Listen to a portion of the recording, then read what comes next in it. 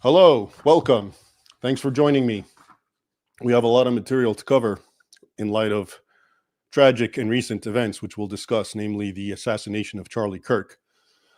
So, the big question now is who killed Charlie Kirk? And I don't mean which person, which human. I mean, what drove it? What is the idea? What is the ideology behind it? That's really the ultimate question. And the word on the street is that the left is the one that killed him, right? Now, if you have ever watched some of my videos, you may know I have a couple of thoughts about the left that are not very orthodox, meaning non-mainstream. And to a great extent, that's what I want to talk about. I want to share with you some of my thoughts about what the left means, what the right means. They don't mean what you think they mean, is what I'm trying to tell you. And that's part of the grand mistake that almost everyone is making and they fall for. But before moving any further, let me just read to you the latest of what's going on with Tyler Robinson, the man who's accused of assassinating Charlie Kirk. So this is a pretty important piece of report, came out on PJ Media on September 14th. And I'm going to read it to you now, or excerpts of it. The left desperately wants to make Tyler Robinson just another unhinged loner, a broken young man pulled into the dark corners of the internet. But that narrative conveniently sidesteps the central fact investigators themselves are now focused on. Robinson's partner was transgender, and Robinson appeared to view Charlie Kirk's unapologetic defense of biological reality as hateful toward that partner. That detail matters, not just for understanding the motive, but for understanding how toxic identity politics has become in shaping violent outcomes. 6 separate sources familiar with the case said that Robinson's anger toward Kirk's views on gender identity could be key in establishing motive. Those same sources said Robinson lived with a romantic partner who was undergoing a gender transition, a fact Utah Governor Spencer Cox confirmed on Meet the Press Sunday morning. For obvious reasons, investigators originally wanted to keep that information under wraps. The roommate has been fully cooperative with law enforcement, unlike Robinson, who refuses to confess to the killing. But there's no escaping the reality. This wasn't some random act of violence. Robinson targeted Kirk, and the link between Kirk's outspoken positions on gender ideology and Robinson's romantic ties to someone transitioning is glaring. Now, this report and others go into this sort of business about furries, which I only a day or two became aware of. There's apparently some sort of subculture called furries where people dress up like animals, and I believe it has a sexual erotic aspect to it. The bottom line is you get the picture, what this is all about, okay? So now moving that aside, let us, after the Charlie Kirk assassination occurred, I think was it last Wednesday?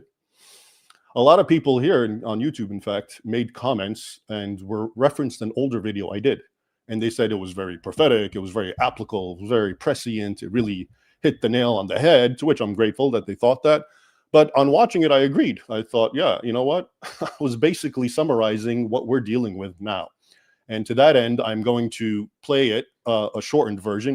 The whole thing's not very long, but it's about, what I'm going to play is about 4 minutes. And it's important because after you watch it, the rest of this is going to be an unpacking of a lot of what I say, which is going to strike a lot of people as extremely controversial, etc. So without further ado, we don't here's even the realize video. we're doing it.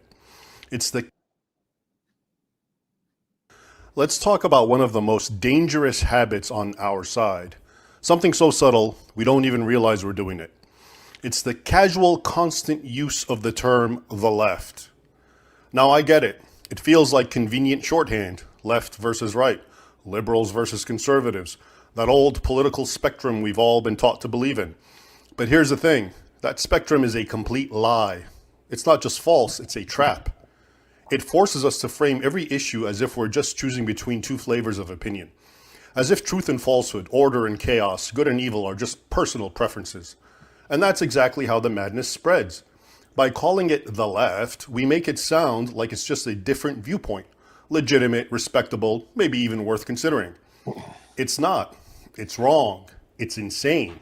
And in many cases, it's pure evil. Let me give you an example. A man says he's a woman. He demands access to women's bathrooms, women's prisons, women's sports. He insists that you affirm his delusion or be punished. Is this just the left? No, it's a big fat lie. And when you call it leftist, you give it structure, you give it standing, you turn insanity into ideology. You let it sit at the table as if it deserves to be there. It doesn't. It belongs outside with the rest of the trash. Here's the real danger. Once you buy into the left versus right dichotomy, you stop judging things by whether they're true and start judging them by where they land on the line. Oh, I guess drag queens reading to kids is just something on the left. Wrong. It's not left. It's predatory. The language currently being employed flattens the moral universe. It takes objective eternal truths and makes them sound like opinions. It turns perversion into expression, blasphemy into progress, and delusion into identity. This isn't just semantics, it's warfare, linguistic warfare. And the left, yes, that's what they also call themselves, understands it perfectly. They've spent decades reprogramming language, redefining words like man, woman, marriage, freedom, justice, even reality itself. And now the right is playing along. They say gender-affirming care, we say trans surgery. They say choice, we say abortion. They say minor attracted persons, and we still call them progressive. Why? Could it be because we're afraid to call it what it is? Evil? Because we think calling it left is safer, more polite? But that's not just weak, it's collaboration. If we're serious about defending truth, we have to stop pretending this is about politics. This is not left versus right. This is truth versus falsehood. Sanity versus delusion. Yes, light versus darkness. And here's the thing. This didn't used to be political at all. Even atheists used to believe in facts. Even liberals used to know what a woman was. But now they've thrown out truth entirely. It's not just there is no God, it's there's no reality. And we're still out here talking about the political spectrum, still pretending that people who think they're the opposite gender are just far left, still acting like this is a policy disagreement. No, this is a war, a spiritual war. There is no middle ground between truth and falsehood. There is no compromise between male and female. There is no neutral position when children are being mutilated, when lies are being codified, when evil is being paraded through the streets like a virtue. So stop calling it the left. Stop giving this madness the dignity of ideology. Stop giving it a place at the table. It's not leftist to say men can breastfeed. It's not leftist to say kids can change sex. It's not leftist to teach porn in schools. It's insanity, it's perversion, it's war against reality. And when you call it left, you help it hide. Instead, call it what it is. Call it evil, call it confusion, call it rebellion, cowardice, or madness. But don't call it just the other side. Because the truth is not one end of a spectrum. The truth is a rock, unmoving, unchanging. And everything else is either built on it or shattered by it. So speak like it, fight like it, and stop giving ground, especially with your words. Because in the end, this isn't about politics, it's about truth. And there is no left or right when it comes to truth. There is only right or wrong.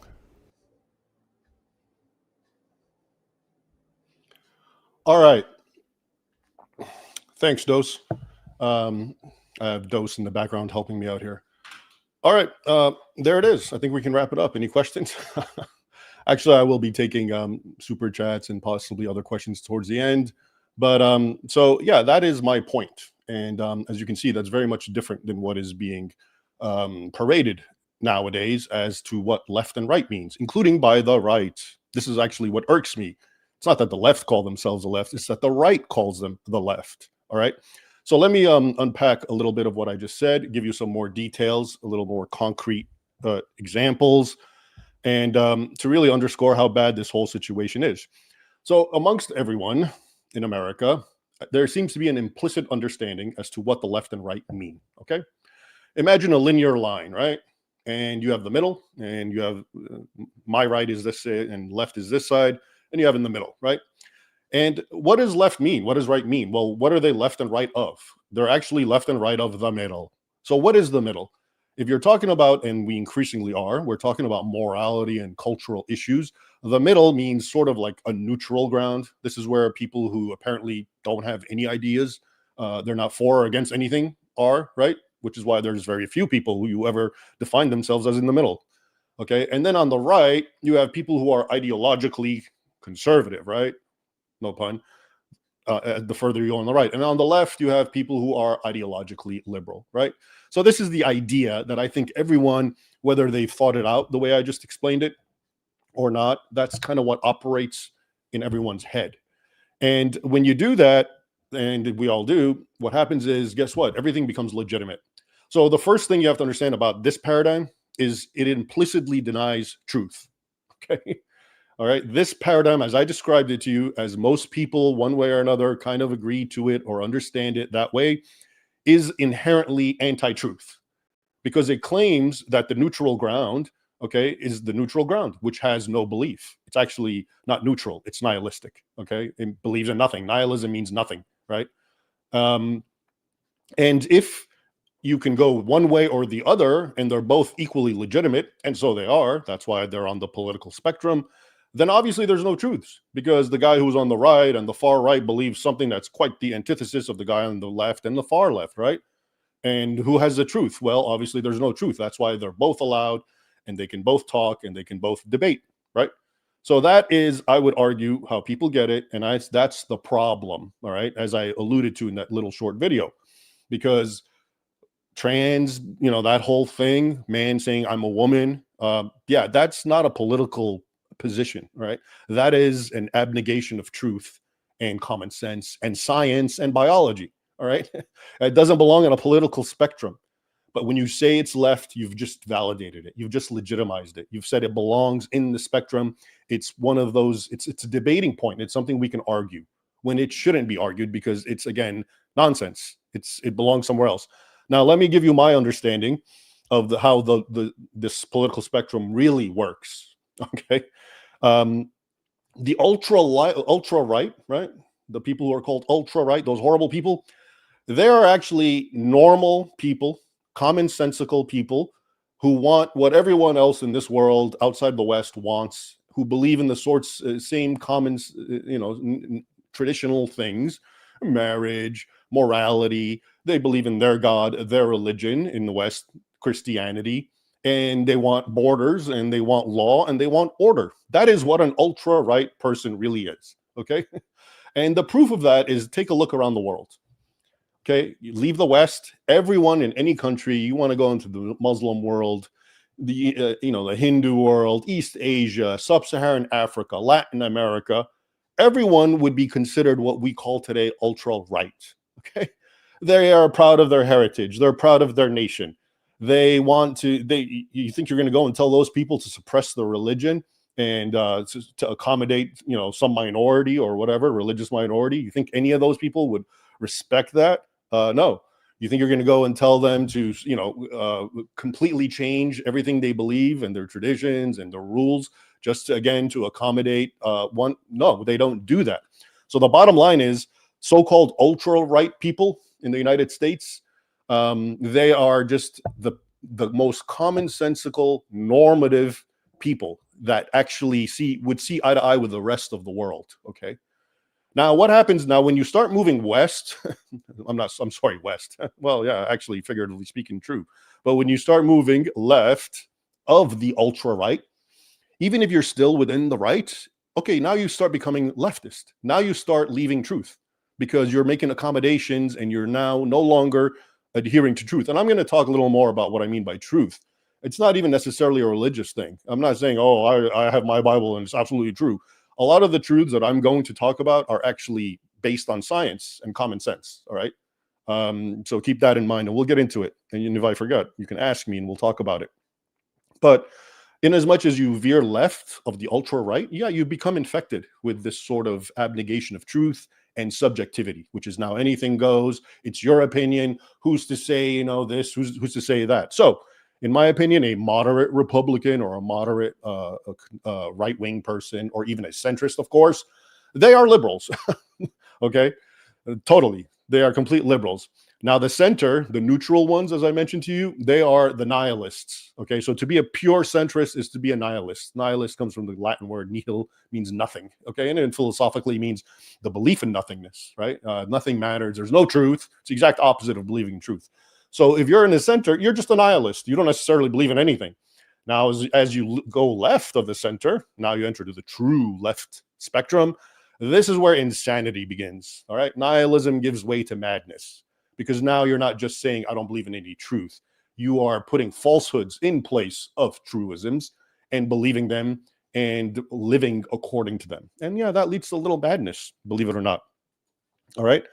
Um, so, for example, as I had mentioned in that video, being a man who insists on being called a woman, I'm sorry, that is, again, whether you want to look at it from a religious paradigm or a secular scientific paradigm, that's loony. Okay, from a religious paradigm, from a Christian point of view, a man who says I'm a woman, or a man or a woman who insists on forcing people to call them by plural pronouns, they, okay, that strikes me more of like demonic possession, right?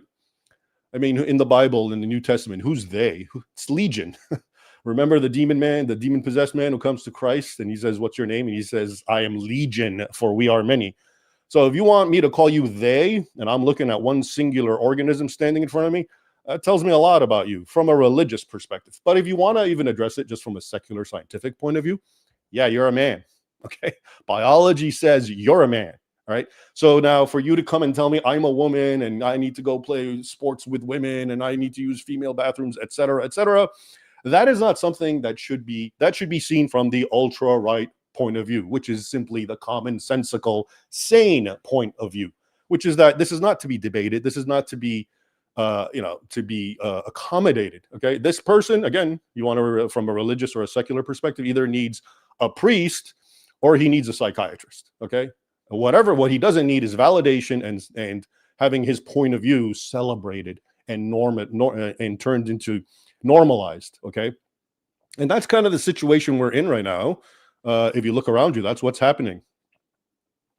So let me now, okay, so that's the sum of it all. That's what's going on. And I'm going to tie it back to Charlie Kirk, but I think you can already see where this is going. The people who, reject truth, who want to live according to, the thing is, keep in mind, when people say, oh, that's a sin, right? You shouldn't do sins. Sins are bad. Unfortunately, too many people, religious people, I think in their mind, the connotation or the idea is God is against it, but somehow it's fun and it's actually good, but God just doesn't want me to do it. The reality is sin harms you first and foremost. And what is sin? The Greek word hamartania, you know what it means? It means to miss the mark. Okay. It's a guy shooting an arrow and he misses the mark.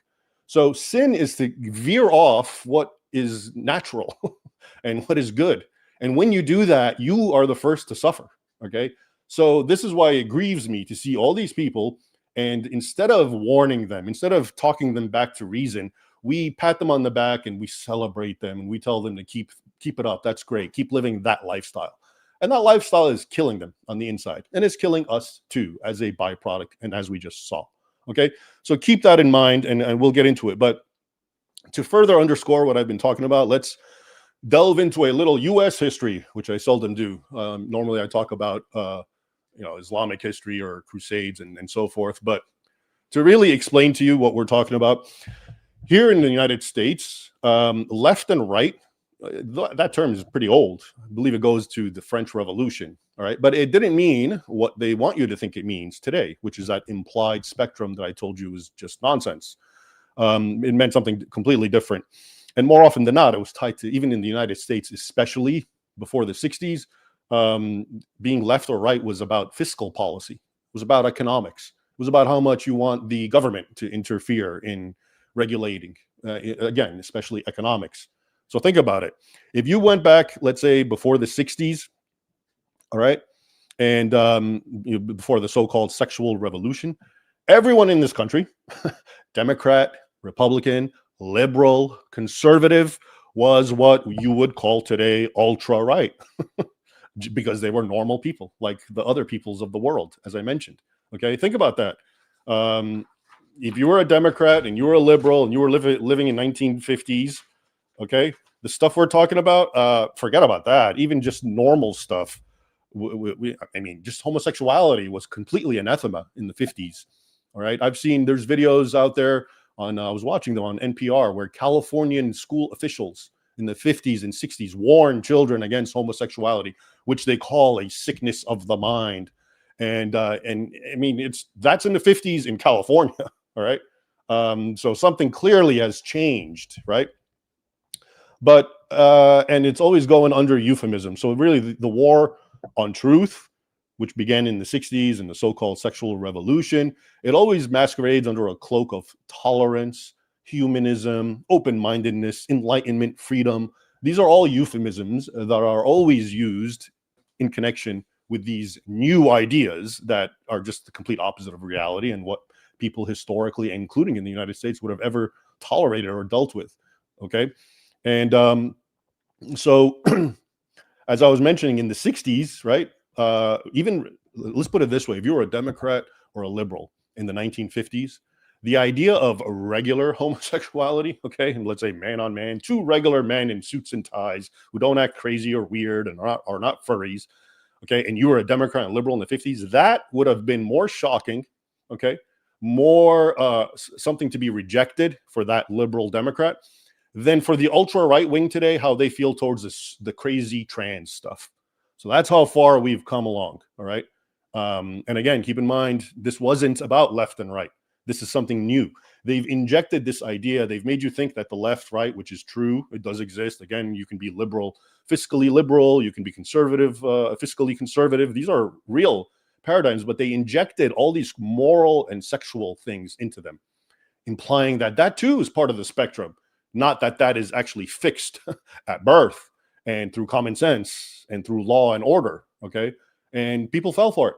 Okay. So with the 60s and with that whole revolution, it all really came to roost. So now, you know, where it took decades to accept just regular homosexuality, you know, like I said, in the 60s or 70s, just being a gay man, as it's called. Speaking of euphemisms, there's a good one, right? Gay.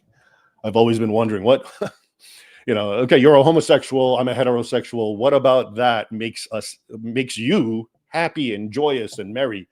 Okay, so my point is a lot of euphemisms are involved here and people unfortunately fall for them, just like the left. Something else masquerades behind these words that usually sound nice. All right. But once truth was abandoned and once we said, okay, homosexuality is okay, right? Man on man. Once you said that, is it any wonder where we are where we are? How can you legitimately say homosexuality is okay, but transgenderism and being a furry and all that other stuff is wrong? Why? On what grounds? You've already said a man and a man can do that, right? So why not the rest? It's a natural progression, right? Progressive. There's a reason for that word because it's built on the former. So you can't, and that's one of the sort of logical incongruities that most people don't understand. Once you say this, yes to that, well, you've lost that.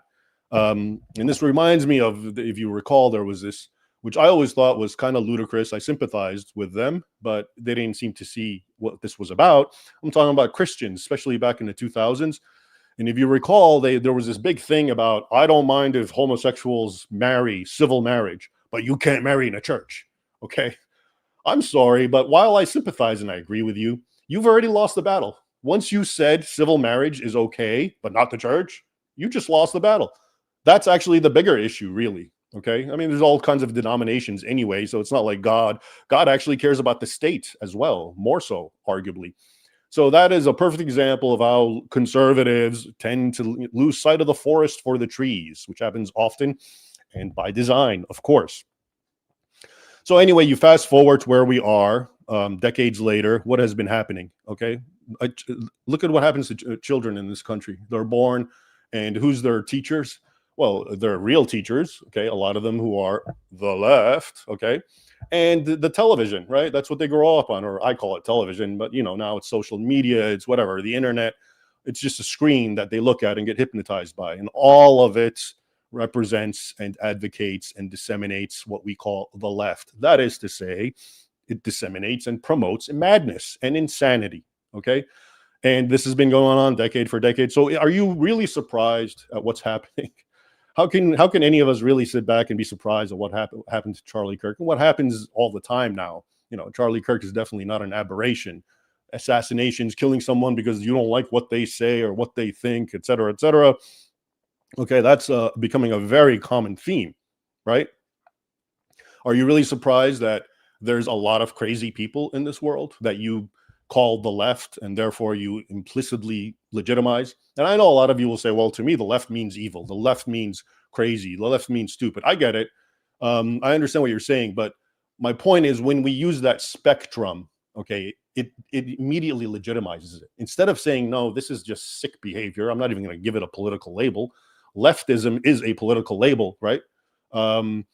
Instead of doing that, we call them left, and again, that's part of that construct. You've just accepted the construct, and it just because it's left, you can say I hate it, I don't like it, it's wrong, but it's still it's something you have to debate, something you've legitimized, and therefore you have to address. Okay, whereas sane people historically and sane people all throughout outside the West are not going to debate this because there's nothing to debate, because they're governed by reality and common sense and decency and science and biology. Okay, and that's how addled we've become. We're not. That's too hard for us to. I mean, when I was watching some hearing, unfortunately, of some woman who's supposed to be a doctor or something, and they were asking her to define a woman, and she couldn't. Are you kidding me? I mean, bring me a child from the most impoverished third world nation. That guy's gonna have way more common sense than that woman. But she's representative of so many people in the U.S., right? We can't say what a woman is. Are you serious? This is the brain rot has reached this level, and these are the people who are in power and positions of influence. Is it any wonder this country's falling apart? I mean, it's time for people to really wake up. Now, I will wax a little more philosophical on these topics, but I want to interject and bring in something else because I think it's very helpful. My field, Islam. I want to show you how very relevant it is to this entire discussion and how to better understand it. Specifically, a lot of you've noticed throughout the years, there's an alliance, right, between Islam and the left, right? And again, if you go by the original definition, it kind of never made sense, did it? Because the left is supposed to be liberal and open-minded and enlightened, and they believe in sexual promiscuity, and Islam is the exact opposite, right? No enlightenment, draconian, sexual conservatism, etc. So why were they always friends? Well, if you strip away what we're talking about, which is stop thinking of the left as liberal or part of a political continuum, you'll find out that in reality, what they are is they are both sides who represent a falsehood, okay? And that's what makes them natural allies against the truth, which is represented by common sense, decency, and morality. Again, AKA the ultra right. And I hate using that word because I know it has connotations, political connotations, and I'm trying to rise above that, okay? And so, by the way, I'm not here to argue that Republicans are good and Democrats are bad. I'm not doing that. I think the Republicans are very much compromised. Remember what I said? Once you leave the ultra conservative camp, you're already a liberal or you're a leftist. Okay, you're just not as bad as the right. Okay, I'm sorry, as the left. But you're all in the same camp. That's why I've always said, to me, Republicans and Democrats are two faces of one coin. And if you can't see that, well, you've fallen for the trick. It's another one of those tricks that have permeated society. At any rate, so anyway, I'm not here to make an argument about, oh, the Republicans are always right and the Democrats are always wrong. No, I'm not arguing that. But I am saying that, of course, the person who identifies with the left tends to be a Democrat, right? And we've already seen what the left means. The left is veering off past nihilism and now creating ideologies that actually contradict full-on reality. So obviously, yes, to be a Democrat is to be much worse into it. But to be a Republican also is not a whole lot better, is what I'm trying to tell you. And that's why it's so much better to transcend these false dichotomies and really see things the way they really are, as the way I'm trying to explain it to you. Okay, you just have people who are called ultra-right. These are normal people, okay? Just like throughout history and in the modern era, they want what everyone else wants, and which is considered absolutely natural and normal and healthy, okay? But because they're in the United States and there's a war, they're demonized as ultra-right evil. Ultra-right means you're racist. Ultra-right means you're whatever. All the words that they hurl at them that are meant to shut you up, right? Like Islamophobic, etc. So anyway, that was a tangent. Back to Islam. So the reason I believe that Islam and the left, and look, yeah, I'm using it too, right?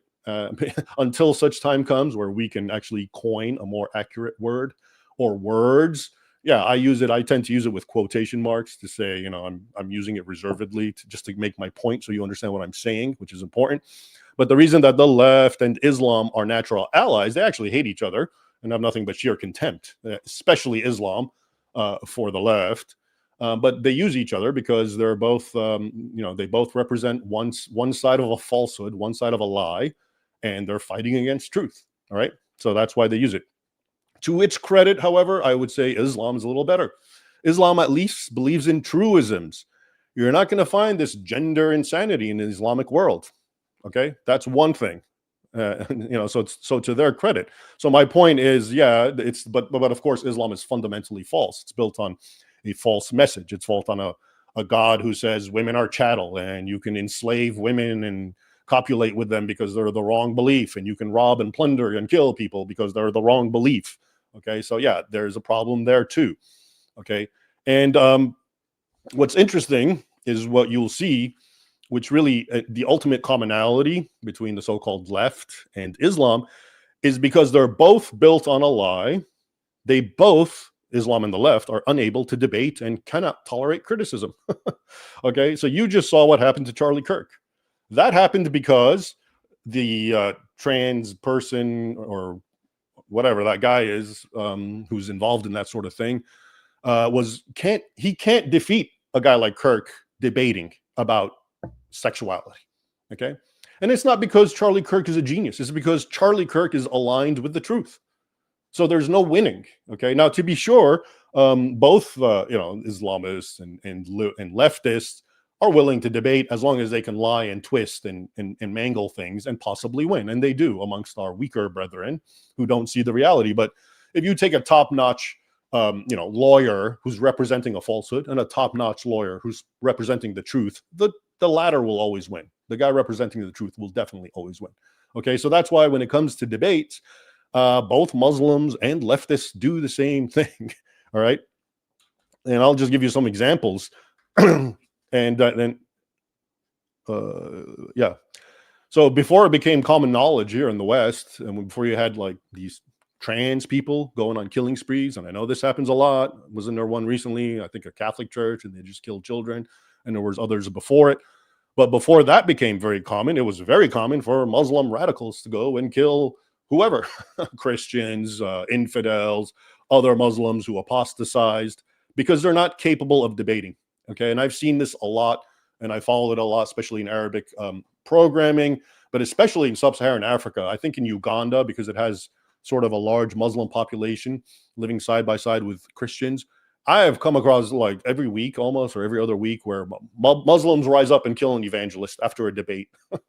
Okay, because I guess because they're not capable of winning, so they fight and they kill and they make threats and they get outraged and they get triggered, as the word goes. Trigger, by the way, that's every every charlatan's last refuge. Okay, I can't debate, so I'm gonna pretend that what you said is so crazy that I'm shaking and foaming at the mouth. I'm not even able to respond. No, you're an idiot, and you have nothing to say because you're on the side of falsehood. So that's the truth. That's what triggering is, by the way. Keep that in mind.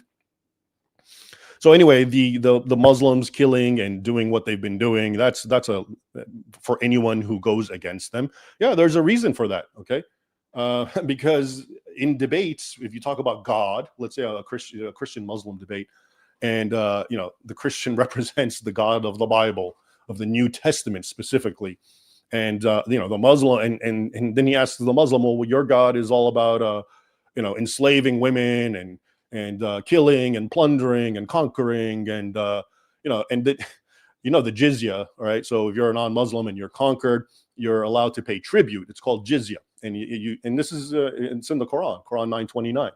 Fight the people of the book until they pay tribute and feel themselves subdued, unless they convert to Islam, right? And I was thinking the other day, I remember I even wrote about it once. Emperor Emmanuel II, who is a Byzantine emperor. I think he was 10, 20 years before Constantinople was conquered by the Turks.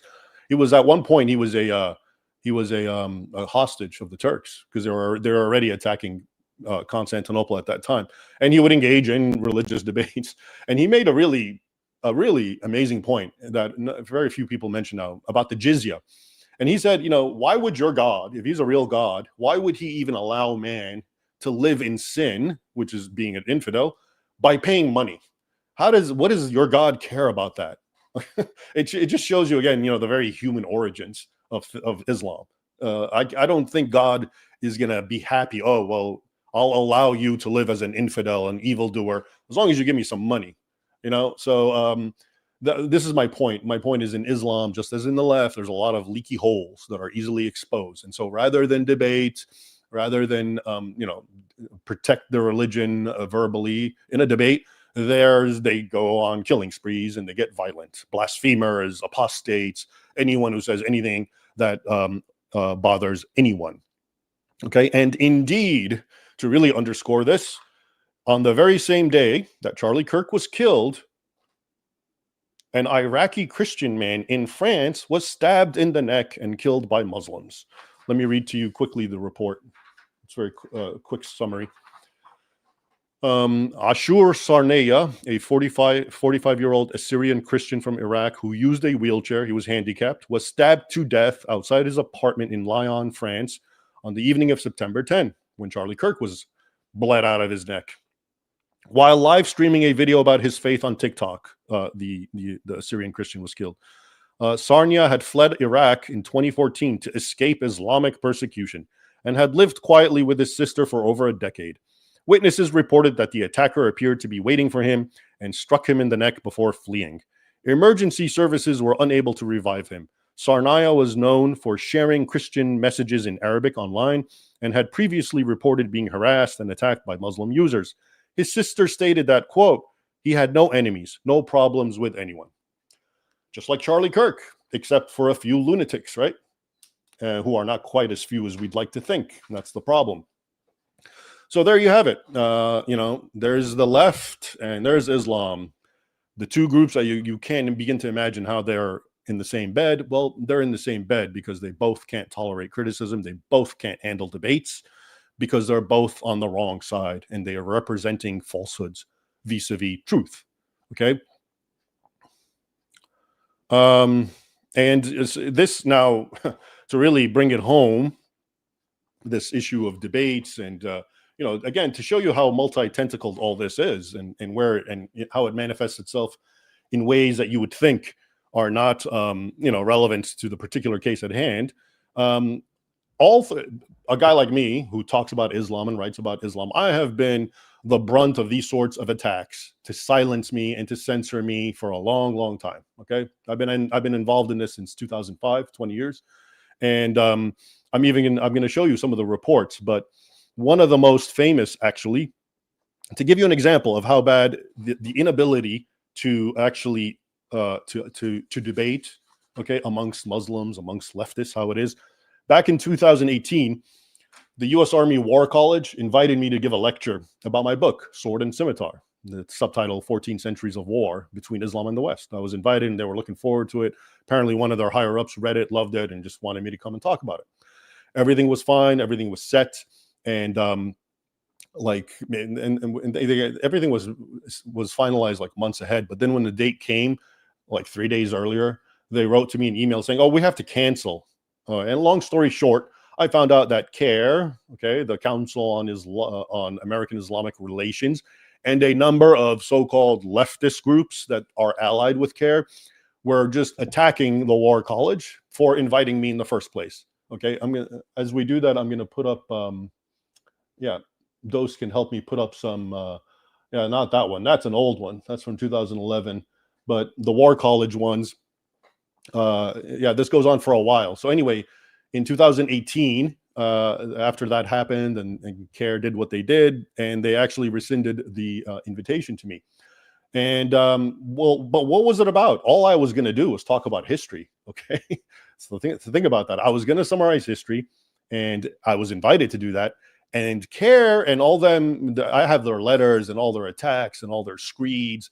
Okay, they didn't once show something I wrote that was wrong. They didn't say, "Oh, look, Raymond Ibrahim in this page made this statement, which is false." It was nothing like that at all. It was all, I'm an Islamophobe, I'm a racist, and the War College is a racist. Me, the Egyptian guy, was a racist, and I'm a white supremacist. Literally, these were words that were used on me and the U.S. Army College, and it got extremely hysterical, and that's why they actually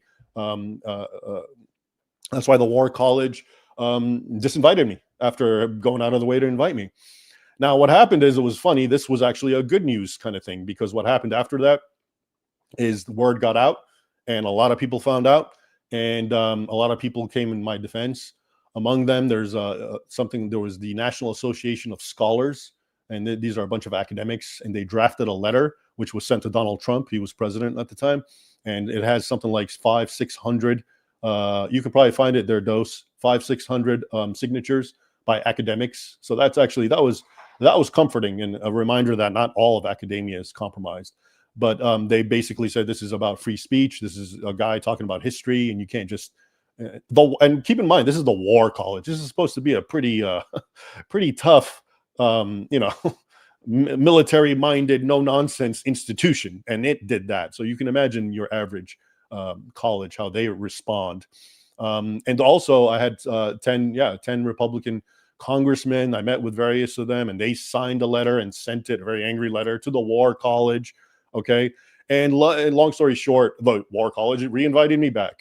Okay. And CARE and their leftist allies again went crazy and started trying to, get it canceled. This time it didn't. And it was, according to one of them, when I finally gave that talk, it was one of the, they said the most attended event they had since a Buzz Aldrin. I mean, it was packed. To which I say, thank you, CARE and leftist allies, because you did a whole lot of free publicity for me, and everyone sure wanted to see what this was about. Okay, so that's just one example of that. But this goes way back with me. So in 2011, that first image you saw, I was invited at a college, Everett College in Washington State. And I was a lot younger in 2011, pretty naive. How old was I? I was in my 30s. And I was like, okay, I'll give a talk. And I went up there, and immediately there was all these news people and media and asking me, why do you hate Muslims? And tell me what it is, et cetera, et cetera. And then, I gave the talk. The college, to their credit, they didn't cancel. And I gave the talk, and it was packed. Okay. And it's Washington State, and it was packed with, if I look at them, Washington State's mostly white people, right? And mostly students.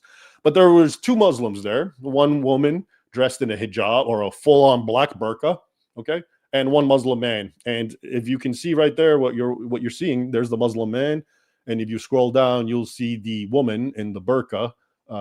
These were the people basically who were given all the weight to respond and say what they thought. Not the 500 Washington State American students who all said they benefited from it and they thought this was a edifying lecture, okay.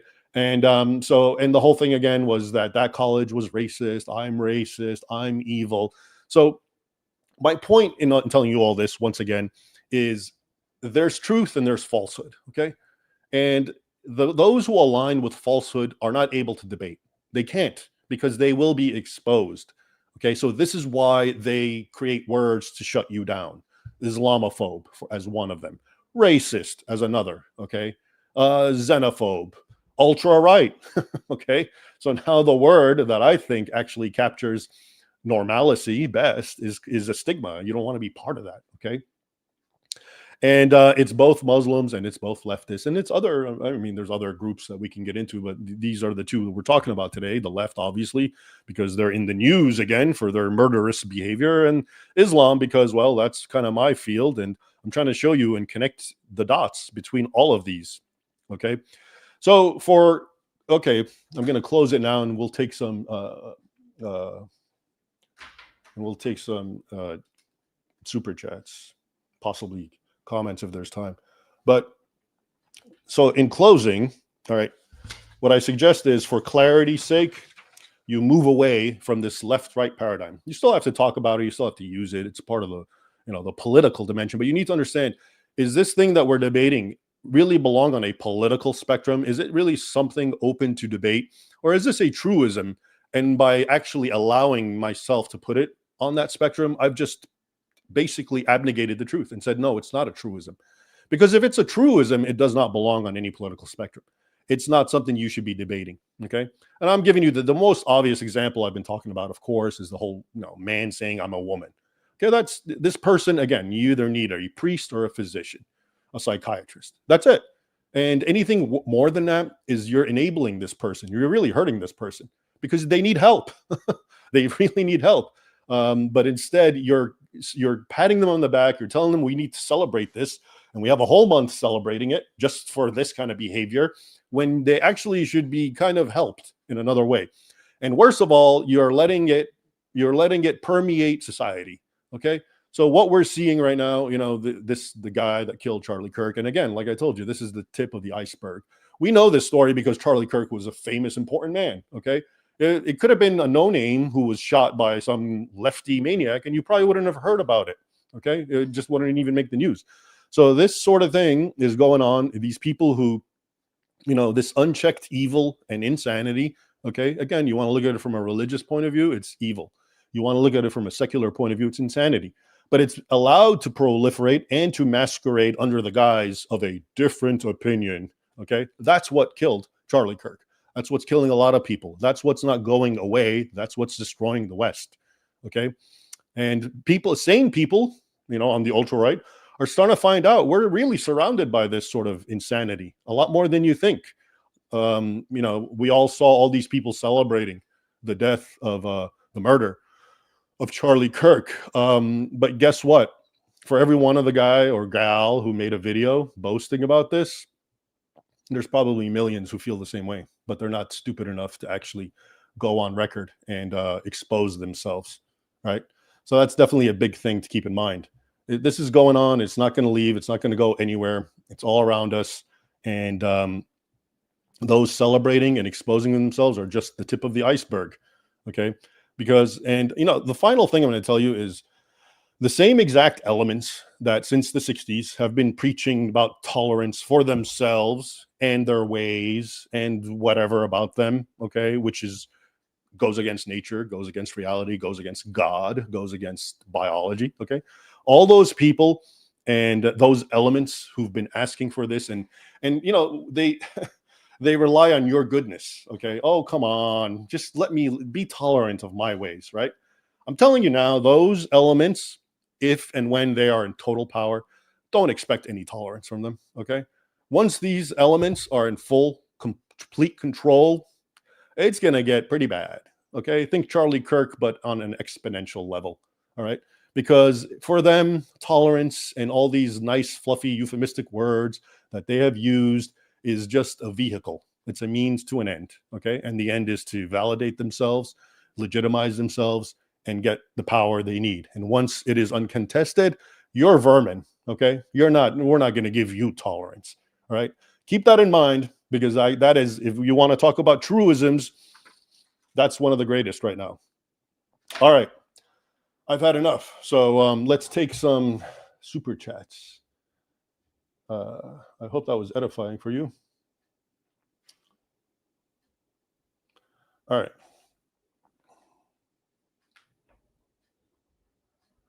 Okay. Hey, Raymond, can you prove you exist for us? Yeah. Can't you see me? Thanks, E. Alphonse. Raymond, thank you for your work. I have learned so much by listening to you. Blessing always. Thank you. I appreciate that. Happy to hear that.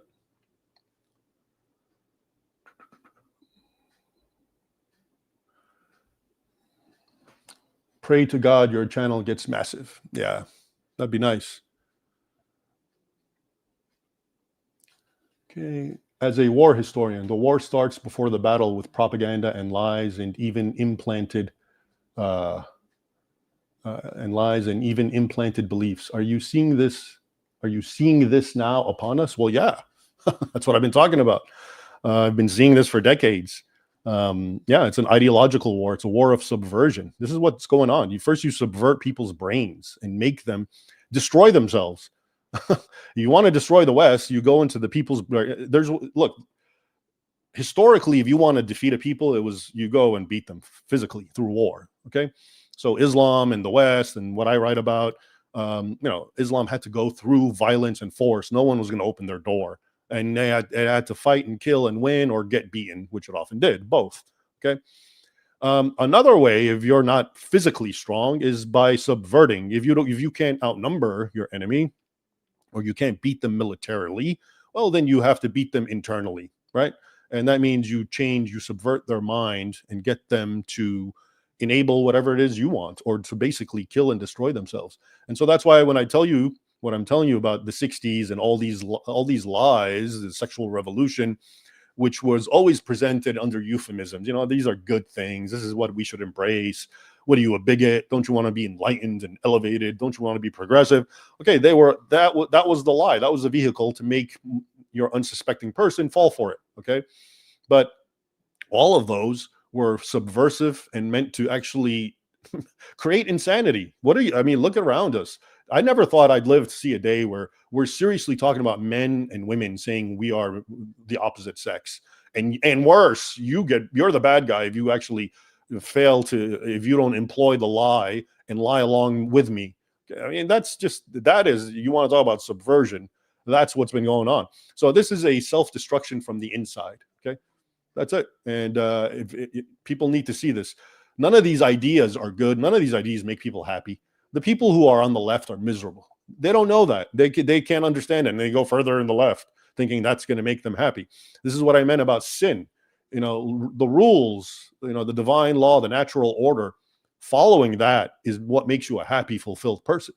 If you say no to that, that's not why God's not going to punish you because, you broke an arbitrary law.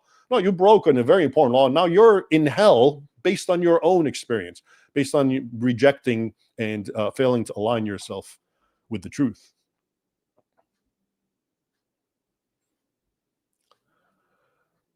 Former Israeli American here. Thank you for doing what you do. I really appreciate your work. I wish all college-age Americans watch your content. Thank you. I appreciate that. Sam Harris is still good on Islam. You game? Game for what? I'm always game. Game for something with Sam Harris? Sure. The biggest hurdle is the fact that the wickedness owns the media, education, and the deep state. How do the normal people overcome these obstacles? Yep, that's exactly it. All the current, molders of our mind, of our epistemology, the people who say what we can and can't think. And this goes back to this fake political spectrum. They want you to think left and right, and ultra right is kind of weird, and ultra left is, it's a little weird, but they're still legitimate. No, ultra right is just normal people, and everything left of them becomes more and more compromised. Okay, until you reach full on lunacy, which is what ultra left is. And the entire media, including the so-called conservative media, that's the language and the paradigm they employ. Okay, whether that's intentional or not, it's definitely not helping. That's part of the confusion. And that's why the bottom line is we've legitimized lies and insanity. Okay, and we teach children this, and they grow up with these ideas, and you expect what? You don't expect what's happening. You don't expect people to just randomly kill people. I expect a whole lot more. This is just the beginning. Buckle in, because this is a society that's going into full insane mode, and nothing's being done to check it. It's happening in the grade schools. It's happening in the media. Any movie you watch, it's happening from the newsrooms and the language they use that again conditions you and makes you inadvertently accept things as if they are legitimate. Okay, so it's coming from everywhere, and it's definitely a problem. And I guess the first step is to acknowledge that, normal ultra-right people need to understand that all these forces are against you. They're not out, and don't expose your kids, most importantly, to them. To leave a little child, like so many parents do, in front of the TV or with their phones or whatever, that's just, that's a disaster waiting to happen. If a friend is becoming more leftist, for a woman, what does that mean? That's a fragment, my friend. I can't answer that. All right, I'll leave it there.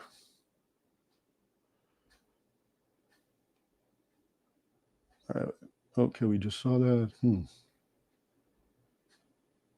Hey, brother, Sheikh Google has told me the Green-Red Alliance is an alt-right conspiracy theory. But in history, we know that the 1979 Iranian Revolution. Well, yeah, of course. Google is part of what I just talked about, right? It's part of the media. It's part of that whole complex that wants you to believe in lies and falsehoods, et cetera, et cetera. But yeah, but I do think that the way I described it makes more sense. I think people fall for the confusion is, the left, well, they're liberal and, they believe in sexual promiscuity, etc. And Islam is conservative and patriarchal. So how can they be allied? Well, I just showed you. Don't get caught up in that sort of thing. That's just incidental stuff. The core is that they both represent falsehoods and they can't handle debates because they won't win a debate. Therefore, they both lash out with violence. On the same day Kirk was killed by a leftist, a Christian Iraqi in France was also stabbed to death because he's a Christian speaking his mind, and Muslims can't debate him, so they'll just kill him. Okay, that's become very, very common. One of those things to keep expecting. Is roid head offensive? If not, is that a motorcycle? All right, I don't know. Roid head. Is that a reference to steroids? Are you saying I'm on steroids? Okay, well, thanks for the compliment. Let's see. Do you think the left in general have any idea what Islam is about? Thanks for your work. Well, it depends how far left you go, right? As you've seen, to me, if you're centrist left, you're not totally sipping the Kool-Aid, as it were. But if you're really far left, yeah, that's why actually when you look at the leftists who most support Muslims, they tend to be the extreme leftist. And one of my favorite anecdotes is I think it was in Hamtramck. It's this word that needs a vowel somewhere, and it's kind of like the leftist, the far left city council, which was composed of mostly homosexuals, apparently, or effeminate men and masculine women, whatever, sexually confused people, were the first to help support Muslims. And now that the city council is a majority Muslim, the first thing they did, the Muslim city council, is get rid of pride, get rid of all the, pride flag and sexual celebrations in that city. Okay, so here again, it's a reminder they're not allies. They're just, the enemy of my enemy is my friend. Okay, their real enemy is this sort of Christian civilization and the truths that are built upon it. And so that's why both of them will tolerate each other in as much as they need to, and use each other. So in the war college and my experiences, it was Muslim organizations like CARE who were attacking me, but they also, their leftist allies joined them, right? And even though technically, what do they care? I'm talking about Islam, but it's a way to, take out the truth. So have you heard Sad's comp of the cricket brainworm? No, I don't know what you're talking about, but thanks. Keep up the great work. I've learned so much from your talks. Thank you. I appreciate that. I'm glad to hear that. Separate into conservative Christian country. Separate into a conservative. Oh, maybe like you mean break into a conservative Christian country? Yeah, well, that's what a lot of people are doing, right? They're fleeing and creating their own enclaves in other states, and they're leaving, the states that are most problematic. Yeah, I mean, that's one thing you can do, but to me, it's kind of weak. You're giving up. You're giving up ground. You've actually surrendered. I mean, I get the impulse, especially if you have kids. You don't want to live around it. I just want to get out. I want to, I don't want to deal with this. It's not my problem. It's too big for me to handle. I get it. So I'm not saying you shouldn't do that, but I don't know the reality of it and how it would unfold. In a way, it's a sort of, like I said, surrender. And you're literally giving ground. I mean, if everyone keeps doing this, I don't know, it's some northern west state maybe, or 2 or 3, and then what? You'll be surrounded by the left. That's when they'll come and get you. They'll know exactly where you're at. It's probably better to stand up and make a manly stand now. And again, what I'm saying, none of this has to do with war or violence. I'm talking about words, right? I'm talking about the words we use and the way we think, right? And I think they've intentionally been subverted, okay, because that's how you defeat your stronger enemy. You make him defeat himself. So you start poisoning the way he thinks, making him use loaded words that are full of euphemisms, etc. And so I think if we can start fixing all that and having clear thinking and understanding that so much of what we call the left, it doesn't belong on a political spectrum because it's just wrong, okay? Political spectrum existed for fiscal conservatives and fiscal liberals, right? That's what it was about for decades. No one had, I told you, right before the 60s, the most liberal Democrat would have been aghast at what's happening right now. They would have been aghast at just regular homosexual, okay? Pete Buttigieg style, which is like now considered so cool, and conservatives and Christians love it. And it's, so yeah, something happened and a great change in the way we think. And I think the biggest mistake is just that we've turned our backs on true, absolute truths. And we just think that anything, it's all opinions. Everyone has their opinion. And the little video I played for you, a lot of most people liked it, but a lot of people, or a few people, really hated it. And I remember some of the comments were like, "Nothing is black and white. Nothing is." No, actually, there's a bunch of stuff that's black and white, and that's the point. And I know there's other things that aren't, and we can debate other things. I'm fine with that, but there are things that are black and white. So for the people who were commenting and saying that right there is a perfect reflection, those people, of the sort of brain rot going on. For someone to really be able to say nothing in this world is black and white, yeah, you've lost your mind. Sorry, okay, because there are truisms and there are things open to debate. But the problem is, by and large, they've gotten Americans to believe that everything belongs on a spectrum, everything is open to debate, and therefore nothing is true. That's the implication.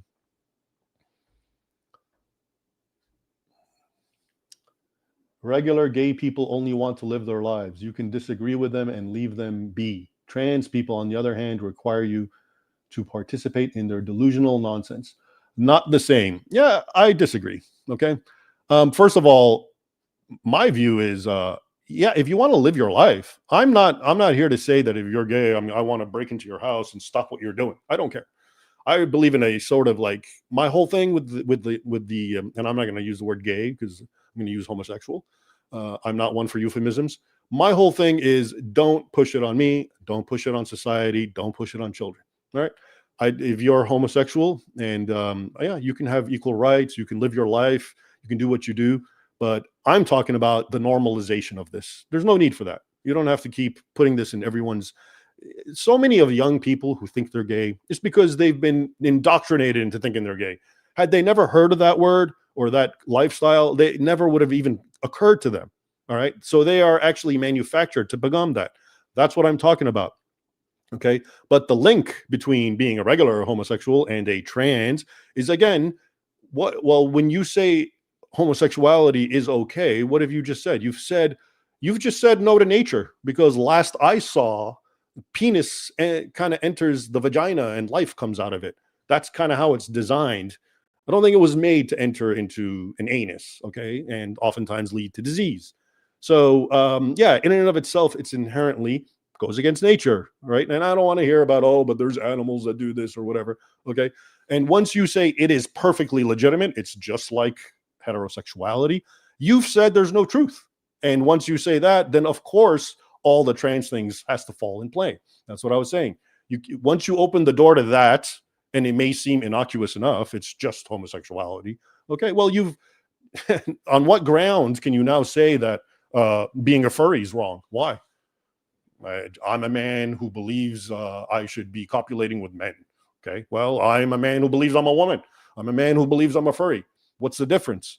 Yeah, one leads to the other. And like I mentioned, to people before the sexual revolution, regular homosexuality was more shocking and disturbing and condemned, okay, by Democrats and Republicans, let's say in the 50s and before then the ultra right homophobes are attacking the trans. It was much more. Look into it. And there's a reason for that. All right. Jews have worked with Muslims before in the past in Spain and the Ottoman Empire. There are Jews who say Islam will be the broom that sweeps away Christian Europe. Yeah, historically, definitely, a lot of times Jews did help Muslims. I mean, that's you can't escape from that. As for the latter part about using Islam to sweep, yeah, I've come across people saying that, and it's not something I've really looked into, but maybe I should. The plus way, thanks. Revisionist Muslims say the Romans revised history to include Christianity and make themselves Christians. I guess they forget to admit the part where they persecuted, killed them. Yeah, I've seen all kinds of crazy revisionist Islamic stuff above and beyond this.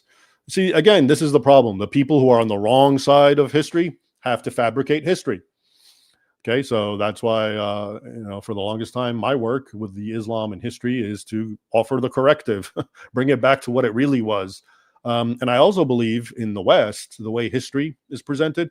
You go to school and you know the narrative, right? Oh, evil, dark age Christians, and then enlightenment, and then progress, and open-mindedness. That neat way of understanding it. Yeah, that's all set to that's sort of the precursor to bringing all these ideas. Oh, and then the final culmination is now we believe everything's wonderful and hunky-dory and everyone can do whatever they want and there's no truth, et cetera, et cetera. So even the history of Europe, I would argue, has been very much tampered with in a way that slants it so it's supportive of the left. I have a 12-verse Shia friend. Every time I try to argue, he says every source or argument I present is Sunni. Do you note any Shia sources? God bless. Well, yeah, I mean, that's of course what they say because they don't acknowledge the Sunni source and vice versa. It's going to be hard to argue with the Shia from their own sources because their sources validate them, just like it's hard to argue with the Sunni from his sources. Unless you talk about al-Zut and that sort of thing. I couldn't resist. That's for all you al-Zut fans, but all right. Thank you for the tireless work in these dark times, sir. How do we combat something like Qatari investment into education and media? This financial jihad from those the West still considers friendly. Yeah, that's another real thing. The first point, I guess, is the legality. Is it legal for them to even do that? And if it is, then obviously we have a problem with the law that allows, outside foreign agents to come and infiltrate the minds of Americans. And basically, it's make them conform to whatever that foreign agent wants. So, I think that's a good question, but I think it's more of a legal question, which I'm not a lawyer. Have we been on a downward slide since the Enlightenment? And is Charlie Kirk's murder us trying to prevent a further slide down to worse degeneracy? Yeah, I do believe it's been an ongoing downward slide. And again, the more you accept these certain beliefs, or rather, the more you believe there is no belief. I mean, this goes back to Nietzsche and nihilism, right? What was his whole thing? Nothing matters. No, there is no truth. The Uberman, right? The Superman builds himself and creates himself.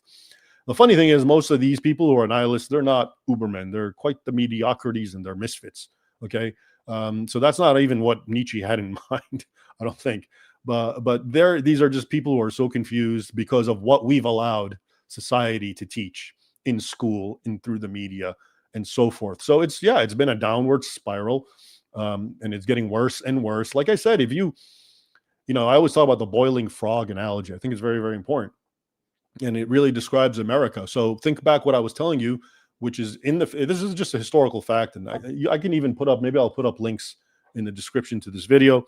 But I think PBS has all these videos of authorities, principals, teachers, police warning against homosexuality in very offensive tones. Okay. Things that would, you'd be called a homophobe for the words they use. Right. And this is 50s and 60s. It's in California. And they warn, and they have a video of a man, and he's just trying to help a little kid and give him a ride, but he's really a predator, et cetera, right? And so my question is, how did we go from that to now you literally have drag queens, which again, here's another one of these words. Why am I using the word queen to describe some savage human man, oftentimes fat and ugly, dressed as a prostitute, sitting and grooming a boy? You see the importance of proper language. When you put it like that, doesn't that kind of make a little more sense? Doesn't that make you a little recoil at the idea, as opposed to saying, "Oh, it's just a drag queen story hour." Oh, it sounds so fun. No, the reality is, look at the real words that I just used. This is a man who's a sexual predator, and he's dressed like a female prostitute. He looks like a clown, and he is sitting intentionally grooming a child. Okay. So how did we get from those videos where homosexuality was under attack officially to that? Okay. And I'll tell you how we didn't get there. We didn't get there by, going back to the boiling frog, by throwing the frog in the boiling water. The analogy supposedly is if you put a frog in boiling water, he's just going to jump out. But if you put him in normal water and turn on heat on slowly until it boils, he won't notice it and he'll die. I don't know if that's true or not. People say it's not real, but that's the analogy. So my point is, we didn't get to the trans madness by just taking people from where homosexuality was so bad and throwing them into a boil. That would have been a boiling pot saying, hey, trans stuff. But what happened is it was very slowly and imperceptibly, decade after decade, incrementally normalized, right? I remember growing up in the 80s, the most sympathetic, the funniest, the coolest character in all the sitcoms was the gay guy.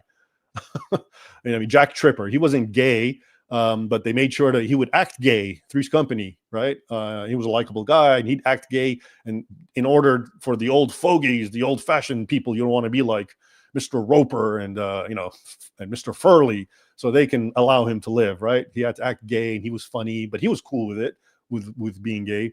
And I remember this other guy. I don't even remember the show, Monroe. Some guy living with Mr. Rush. What a flashback. Anyway, I just remember there was a barrage of always showing homosexuals as gay. Yeah, they wanted to fit the word gay, happy. They're always happy and joyous. I don't know why. What makes that person who engages in that behavior extra happy than me? I don't get it, but okay. And then it became acceptable, and all that was wanted, as one commenter said, is we just want to be accepted. Okay, and it became acceptable. Then the heat was turned on the boiling frog, right? A little more was required. It wasn't just that, right? And now the heat is on, and people are longing for the good old days when it was just regular homosexuality. That's great. It's been, now the heat's on to where we have this pronoun thing, this sexual confusion thing. We don't know what a man is or what a woman is, and you lose your job because you've misgendered someone. That was slow, incremental. We get you used to one thing, and by the time when we consolidate that, we introduce the next thing, the next weird thing, right? And that is the boiling frog analogy. So that's why the United States of America went from, in the 50s and all before then, vocally and vociferously condemning homosexuality, to now we have a whole month where we have to celebrate it and make sure all the kids celebrate and participate in it. Okay, it happened gradually, imperceptibly, and but very much by design and intentionally. Yeah. Arabs act like they aren't racist, but didn't they enslave blacks because they thought they were inferior? Do Arabs still view blacks as inferior? Yeah, Arabs are definitely racist, and they do generally, by and large, view blacks. I mean, the thing is, that's the irony. Everyone outside the West is racist. Look at India. They have a whole caste system, right? They're all one people, and they have a system based on skin color. And the lighter you are, the more noble you're considered. And the lower you are, you're like untouchable. So yeah, racism is sort of a natural thing, I think, that occurs in most people. At least by not necessarily you're inferior to me, but sort of it's tribalism. People just favor their own race and their own ways. And, they outsiders are outsiders, except in the West, of course, as seen, where, everyone, all these crazy ultra-right people need to get in line and start, submitting everything, their country, their culture, their religion, and making sure everyone is better treated than they would be treated in their countries. Okay, I believe that is that. And how long have we been on? Oh, look at that. It's a new record for me, I think, for a single live stream. Okay, so there it is. To wrap it up, as I said, need to move beyond the political spectrum thing and use it only as it's needed, okay, as in fiscal policy. But when we're talking about a lot of things that we do talk about, they don't belong on that line. And if they do, they belong in the way I tried to explain it to you, right? Which is the ultra right is just normal people who want what everyone else in this world outside the West want and expect out of their own nation. And the further left you go, the further you say bye-bye to truisms. whether they are scientific or biological, or yes, even religious. Okay. And when you're in the middle, well, now you're a nihilist because you don't believe in anything. Little left of the middle, and you start moving down the road of insanity until you're a full-blown radical leftist and you do what you do and you kill people like Charlie Kirk. And so may he rest in peace. And I will end it at that. Thanks for joining me. Until next time, farewell.